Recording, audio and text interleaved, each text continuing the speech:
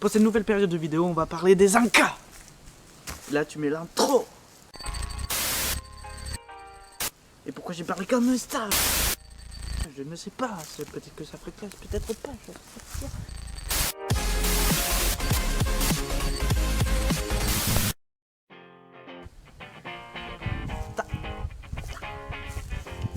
Pour cette nouvelle période de vidéo, on va parler des Incas.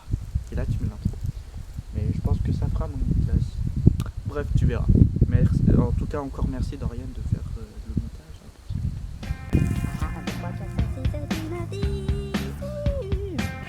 Ce qui est bien avec les Incas, c'est que eux, ils n'avaient pas de problème d'orientation professionnelle. En effet, parce que dès leur naissance, ils savaient ce qu'ils devaient être. Par exemple, un fils d'agriculteur deviendrait obligatoirement un agriculteur. Et les fils de soldats, soldats, etc.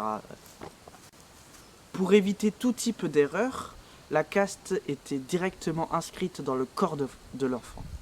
Du coup, on mettait la tête des nouveau-nés dans des étaux en bois pour modeler leur forme du crâne. Oui, ils étaient comme ça, les Incas. Oui. Eh oui. Ces étaux donnaient ainsi la forme du crâne voulu. Par exemple, pour les enfants royaux, ils avaient une tête carrée. Ça devait être très bizarre, oui. Mais ne vous inquiétez pas, l'opération n'est pas douloureuse. En tout cas, pas plus que quand on met un appareil dentaire pour remodeler les dents. C'est exactement pareil, ça fait pas forcément mal. Du coup, ceux qui avaient la forme carrée, en gros les rois, c'était obligatoirement des rois, ça ne pouvait pas être quelqu'un d'autre parce que du coup on faisait les couronnes carrées. Et c'était les seuls qui pouvaient porter cette couronne qui était de la forme de leur crâne. Pour les enfants soldats, ils avaient une forme triangulaire, leur crâne. Ils avaient un crâne triangulaire. Et les paysans, ils avaient un crâne pointu.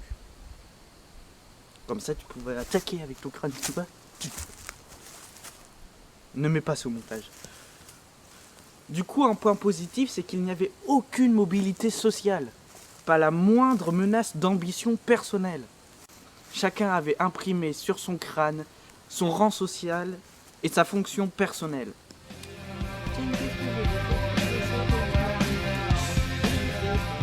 Pour résumer, les Incas prenaient les nouveau-nés, les mettaient mettaient leur crâne dans des boîtes avec une forme pour remodeler leur crâne.